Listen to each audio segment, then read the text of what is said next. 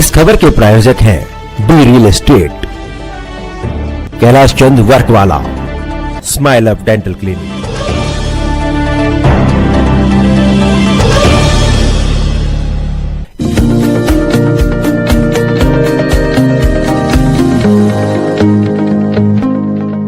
नमस्कार, आप देख रहे हैं डीकेपी न्यूज और मैं श्रुति दुबे। छत्ता रेल चौक पर कैब चालक के साथ रोड रेज की घटना के दौरान किए गए ब्लाइंड कत्ल का मामला कोतवाली और विशेष स्टाफ उत्तर जिला की संयुक्त टीमों द्वारा 36 घंटे के भीतर सुलझाया गया। इस मामले पर डीसीपी मनोज कुमार मीना आईपीएस द्वारा प्रेस वार्ता की गई। 15 अप्रैल की रात में करीब रात के 2 बजे हमें एलएनजेपी अस्पताल से सूचना मिली थी कि एक शख्स को गोली लगी है और वो सीरियस कंडीशन में वहाँ दाखिल हुआ है और दौरान इलाज उस शख्स की मौत हो गई है। साथ ही साथ उसके 1 मिनट बाद दूसरी इत्तला मिली थी कि वहाँ पे एक 15 साल का लड़का है जिसके पैर में गोली लगी है और वो भी इलाज के लिए अस्पताल में दाखिल हुआ है। ये इत्तला मिलने के बाद जब स्पॉट पे गया, जब इसमें इंक्वायरी की गई तो पता लगा कि जो छत्ता रेल चौक बोलते हैं, जो एसपी मुखर्जी मार्ग और नेताजी सुभाष मार्ग का इंटरसेक्शन है, वहां पे करीब रात के 12 बजे एक ई रिक्शा और वैगनार गाड़ी में एक्सीडेंट हुआ था जिससे ई रिक्शा पलट गया था। और उस एक्सीडेंट के बाद वहां पे एक झगड़ा हुआ था एंड ये झगड़ा करीब 10-15 मिनट चला था और इस झगड़े के बाद 2 जने को गोलियों के जख्म आए थे एंड उनको फिर पासर बाइज अस्पताल ले गए थे। ये सारा जब इंफॉर्मेशन मिली तो इसमें हमने मर्डर का मुकदमा दर्ज करके इन्वेस्टिगेशन को चालू किया। इन्वेस्टिगेशन के दौरान इसमें जो लेडी अरेस्ट हुई है उसका नाम अनीता एलियास रुखसार है। ये खजूरी खास में सैतान चौक पे रहती है, 28 साल की है और ये पहले इस पे एक केस है 307 का, इसके पति के ऊपर झगड़ा हो गया था तो इसके ऊपर केस बना था। दूसरा जो पकड़ा गया है साजिद, ये अनीता का स्टेप ब्रदर है और ये भी खजूरी खास में रहता है, ये 19 साल का है। तीसरा जो पकड़ा गया है वो सलमान है, वो लोनी का रहने वाला है और 24 साल का है। उसके ऊपर पहले 2 मुकदमे हैं, एक झगड़े का मुकदमा है और एक आर्म्स एक्ट का मुकदमा है, दोनों पीएस लोनी के हैं। ये है फ्रेंड सर्कल में थे या अलग-अलग जगह से कहीं एक साथ काम करते थे, एक जगह से आ रहे थे या किसी वारदात को अंजाम देने जा रहे थे? ये जो अनीता और साजिद है ये तो स्टेप सिस्टर स्टेप ब्रदर है, इनकी मदर सेम है, मदर ने दूसरी शादी कर ली थी तो उस तरीके से ये भाई बहन है। सलमान इनका साथी है एंड जो एक अभी पकड़ा जाना है वो भी इनका साथी है।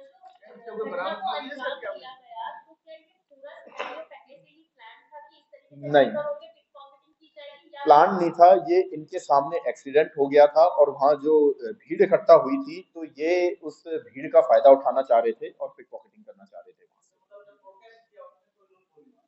उसने रियलाइज कर लिया कि कैब ड्राइवर ने कि इन्होंने कुछ चोरी किया है, पर्स किया है, तो उसने उनको पकड़ लिया और ये चीज जब उनको लगा कि अब वहाँ पब्लिक है उसको भी ये पता लग गया है तो वहां से निकलने के लिए फिर उन्होंने गोली चला। गोली जो मेन फायरिंग हुई थी वो अभी फरार है एंड उसको पकड़ रहे हैं। उसकी डिटेल्स में अभी आप बहुत ज्यादा शेयर नहीं कर सकता बट उम्मीद है कि उसको भी अभी इसमें बरामद अभी जो कैश इन्होंने निकाला था वो बरामद हो गया है और बाकी और बरामदगी अभी इनकी जो कस्टोडियल इंटरोगेशन है वो अभी चालू है तो और पता लगेगा। टोटल अभी 3 गिरफ्तारी हुई है, 2 मेल हैं, एक फीमेल है जिसकी गिरफ्तारी हुई है।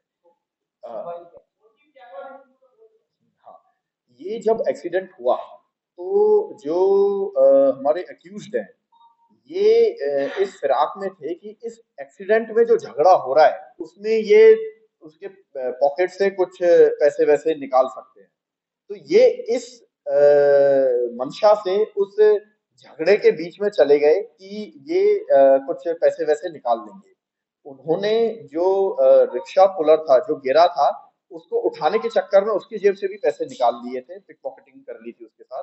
और जो कैब ड्राइवर था, उसके पर्स भी ले लिया था इन्होंने, झगड़े के संदर्भ में, झगड़े का रूप देके साइड में से पर्स निकाल लिया था। कैब ड्राइवर को ये बात पता लग गई थी, तो उसने इनको पकड़ लिया था, और साइड वाले लोगों को भी पता लग गई थी, तो वो इनको मारने पीटने लग गए थे। इन्होंने फिर भागने के लिए वहां से फिर गोली चलाई, और फिर वहां से ये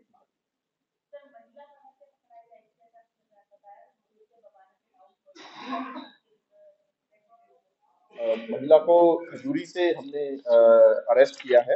एंड ये महिला को हार्बरिंग ऑफ क्रिमिनल्स का चार्ज भी लगाया गया है, क्योंकि इसने जो हमारे एसिलियंट्स थे उनको भागने में मदद की। उनकी स्कूटी का पेट्रोल खत्म हो गया था, तो उस पेट्रोल दिलवाने में और वो सब चीजों में, और इनको छुपाने में मदद की, तो उस वो इसके ऊपर धाराएं लगाई गई।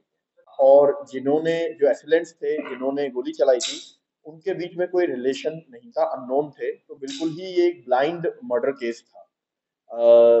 हमारे कोतवाली सब डिवीजन की टीम और ऑपरेशन सेल की टीम ने इसमें मल्टीपल टीम्स बनाई, हमारे एडिशनल डीसीपी 1 की नेतृत्व में। दोनों एसीपीज टीम्स को लीड कर रहे थे, और इसमें फिर हम जो फुटेजेस आई उसके बेसिस पे इसमें लोकल इंक्वायरियां चालू की। जो एसिलेंट्स थे वो एक स्कूटी पे आए थे। बाद में पता लगा कि स्कूटी की जो नंबर प्लेट थी वो फेक थी, और वो लीड आगे बन नहीं पाई थी। इसमें फिर आगे ये पता लगा कि जो हमारे एसिलियंट्स थे वो पुरानी दिल्ली के ही इलाके में बार बार घूम रहे थे, और उनका रूट बनाना मुश्किल हो गया था, क्योंकि वो बार बार उसी इलाके में बार बार चक्कर काट रहे थे। बाद में फिर लोकल इंटेलिजेंस डेवलप की गई, और एसिलेंट्स के साथ एक महिला भी थी, जो एसिलेंट्स आए थे। तो लोकल इंटेलिजेंस डेवलप करके महिला को आइडेंटिफाई किया गया, उसके जो वो किन किन लोगों से बात कर रही थी, किस तरीके से वो पेश आ रही थी, उस चीज का यूज करते हुए एंड एक महिला की आइडेंटिफिकेशन की गई। इस महिला की आइडेंटिफिकेशन के बाद पता लगा कि ये महिला 2014 में यहाँ इस इलाके में रही थी, और यहाँ से अब शिफ्ट कर गई है। ये बिल्कुल नहीं पता था कि वो कहाँ शिफ्ट करी है और अभी प्रेजेंटली कहाँ है। इस इंफॉर्मेशन को थाना कश्मीरी गेट के ऑफिसर्स ने भी डेवलप किया, और कोतवाली के पीपी रेड फोर्ट के ऑफिसर्स ने डेवलप किया। एंड ओके, इसको आगे जब बनाया तो इसमें मल्टीपल टीम्स बनाई गई, जिसमें हमारे सब इंस्पेक्टर्स थे जिन्होंने अच्छा काम किया। एंड ये जो टीम थी, इस टीम्स के थ्रू पता लगा कि ये लेडी हो सकता है खजूरी या उस्मानपुर उस इलाके में हो, या फिर बवाना की तरफ हो। मल्टीपल रेड्स की गई, हमारे ऑफिसर्स ने मल्टीपल रेड्स की, और इस लेडी को पकड़ा गया। लेडी को पकड़ने के बाद इसमें और लोग आइडेंटिफाई हुए। ये सब लोग भाग रहे थे, इन सबको बड़ी मेहनत के साथ टीम्स ने पकड़ लिया है। पकड़ के इन लोगों को अरेस्ट कर लिया गया है, और इस केस को सॉल्व कर दिया गया है। अभी फिलहाल इन लोगों से और पूछताछ जारी है, और इसमें एक और शख्स का नाम आया है, जिसके लिए अभी टीम्स फील्ड में काम कर रही है। Thank you.